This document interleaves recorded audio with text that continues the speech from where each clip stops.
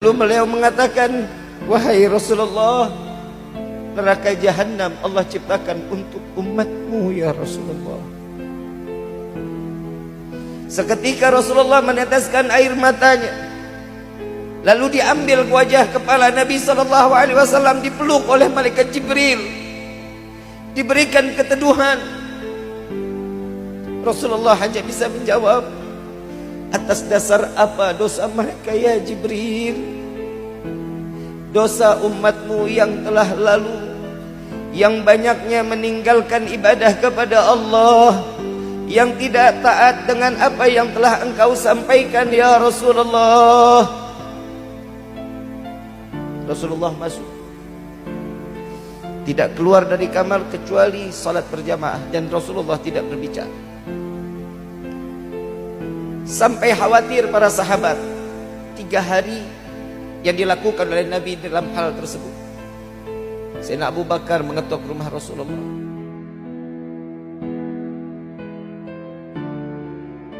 Tidak dijawab. Assalamualaikum ya halal baitur rahmah. Selamat salam kepada penghuni rumah yang penuh dalam keberkahan. Tidak dijawab oleh Nabi sallallahu alaihi wasallam. Sayyidina Umar bin Khattab mengetuk rumah Rasulullah, tidak dijawab oleh Nabi. Sayyidina Salman Al-Farisi mengetuk rumah Rasulullah, tidak dijawab. Sehingga Salman Al-Farisi memberanikan diri datang ke rumah Siti Fatimah bintu Muhammad Rasulullah sallallahu alaihi wasallam. Saat itu Sayyidina Ali tidak ada di rumah. Saat ditanyakan, ya bintu Rasulullah, adakah engkau mengetahui apa yang terjadi dalam keadaan ayahmu saat ini? Maka Siti Fatimah, sesungguhnya Allah dan Rasulnya yang mengetahui. Lalu beliau datang ke rumah Rasulullah mengetuk, Assalamualaikum ya Rasulullah, saya Fatimah. Lalu Nabi menyaut. Setelah salam dari salatnya, Nabi mengatakan, ada apa wahai putriku Fatimah? Dibuka pintunya.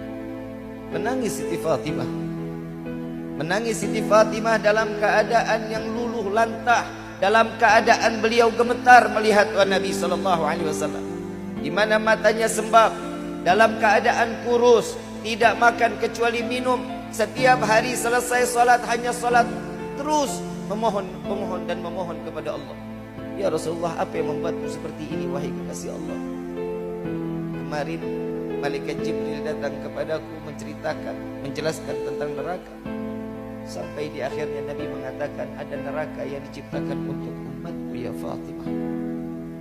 Lalu apa yang kau lakukan ya Rasulullah sampai jasadku seperti ini? Aku hanya memohon kepada Allah agar umatku diselamatkan dari siksa api neraka Jahannam. Tidakkah malu kita di hadapan Allah kelak? Para orang-orang soleh, mereka dalam bangganya membawa pikulan amaliyah di dalam kehidupan. Orang-orang tua kita terdahulu, mereka dengan bangga apa yang dia lakukan, yang dijalankan dengan atas apa yang diperintahkan oleh Allah. Dengan zakatnya, dengan qiyamul lailnya, dengan sedekahnya, mereka akan bangga datang kepada Allah. Pikulan diperiksa oleh Nabi Muhammad SAW, dan Nabi merasa bangga dan mengatakan, ini adalah umatku ya Rasul, ya Allah. Masuk mereka ke dalam surga ya Allah. Bagaimana nasib kita kelak nanti di yaumil qiyamah? Dengan dosa yang kita banyak perbuat, dengan kemaksiatan terus menerus kita lakukan, dengan bangga kita membawa pikulan dosa di hadapan Allah, diperiksa oleh Nabi Muhammad sampai meneteskan air mata, lalu Nabi masih mengatakan, ini adalah umatku ya Allah. Cukup hadirin, cukup membuat menangis Nabi Muhammad SAW. Lewat majlis yang mulia ini, bersama-sama kita meminta, memohon kepada Allah, ya Rabbi, dengan kemuliaan bulan Rajab ini, catatlah nama kami satu persatu di dalam pintu syurga-Mu ya Allah. Tulislah nama kami di dalam hamba yang taubatnya Kau terima ya Allah. jadikanlah kami seorang manusia yang dapat membahagiakan walaupun hanya sebesar biji zarah kepada hati Sayyidina Muhammad. Al-Fatihah bil qabul wa tamam bil usul wa ila hadratir rasul. Sirrul Fatihah.